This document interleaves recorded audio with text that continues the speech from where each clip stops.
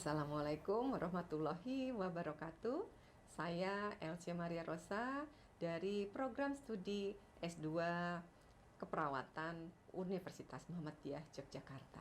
Pada kesempatan ini saya akan menjelaskan mengenai flipped classroom. Tentunya Bapak Ibu sudah tidak asing lagi selama pelaksanaan COVID-19, pandemi COVID, flipped classroom menjadi salah satu pilihan. Oleh sebab itu perlu kita tahu apa itu flipped classroom. Nah, karena metode ini merupakan salah satu inovasi dalam metode pembelajaran, pada saat pandemi COVID, flipped classroom menjadi pilihan dari pengajar untuk meningkatkan kompetensi dari peserta didik kita supaya dalam proses pembelajaran tercapai apa yang diinginkan atau target apa yang diinginkan oleh kita sebagai pengajar. Pada dasarnya, flipped classroom ini kalau dilihat maknanya, flip berarti membalik. Membalik ini berarti membalik pola, membalik posisi, urutan atau susunan dari yang konvensional menjadi yang lebih modern. Dan flip sinonimnya adalah inverted. Berarti kita juga akan melihat di beberapa jurnal flip classroom seringkali disamakan dengan inverted classroom.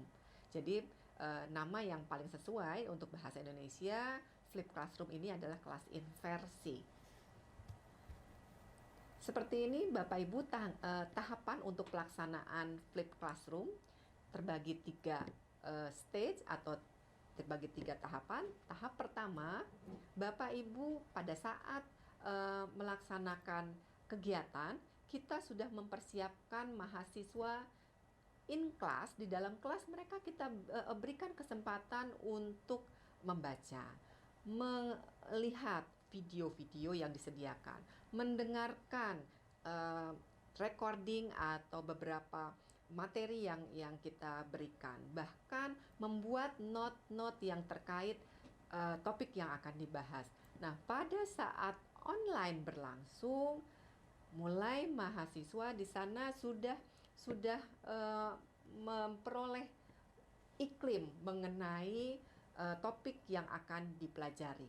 Nah, masuk tahap kedua, disinilah mahasiswa peserta didik mulai mengeksplor pengetahuan yang akan dicapai, yaitu dengan melakukan group discussion, problem solving, debat, student presentation, atau memberikan kasus. Dan di sini akan terbentuk auranya, iklimnya akan terbentuk di antara peserta didik.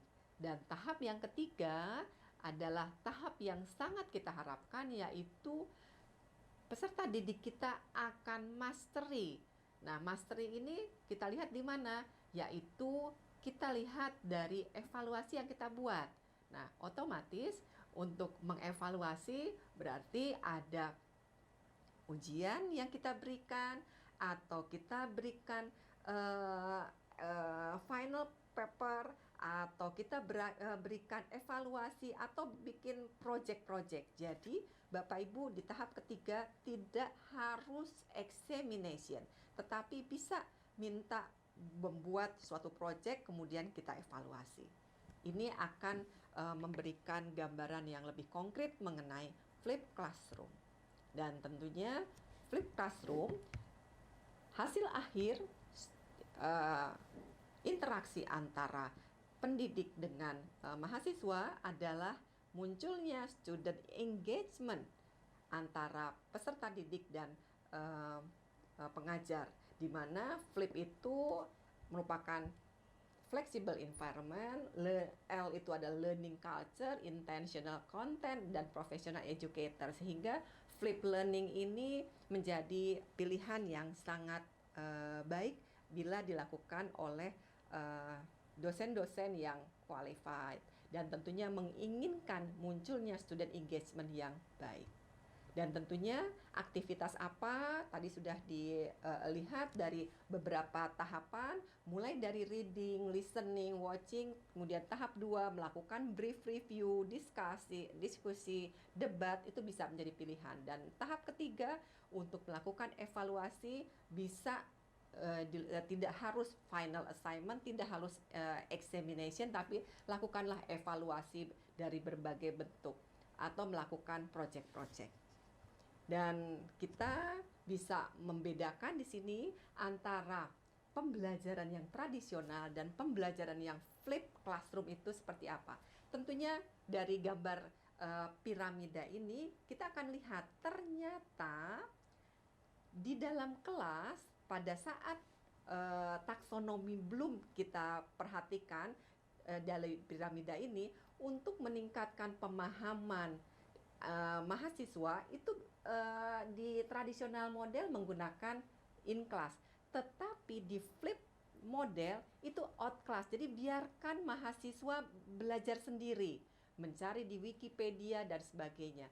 Yang ada di kelas menggunakan flip classroom yaitu untuk mencapai pemahaman, bisa mengaplikasikan, bisa menganalisa, bisa mengevaluasi, bahkan sampai meng-create. Itu bisa dilakukan di kelas.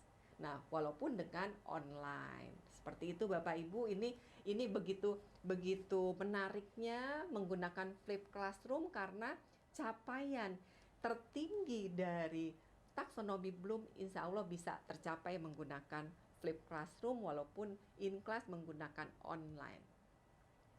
Di sini ada saya sajikan beberapa jenis aktivitas yang bisa dipilih oleh Bapak Ibu untuk melihat capaian dari mahasiswa kita.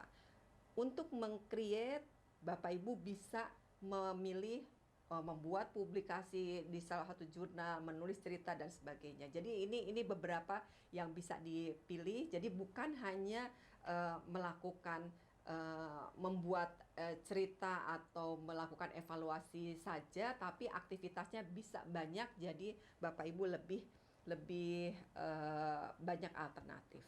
Jadi di sini saya berharap kita sebagai teacher yang baik, jadilah menjadi seperti candle, di mana good teacher is like a candle, it consume itself to light the way for others. Jadi teacher yang baik ini bisa bermanfaat untuk semua mahasiswa kita, untuk semua anak didik kita.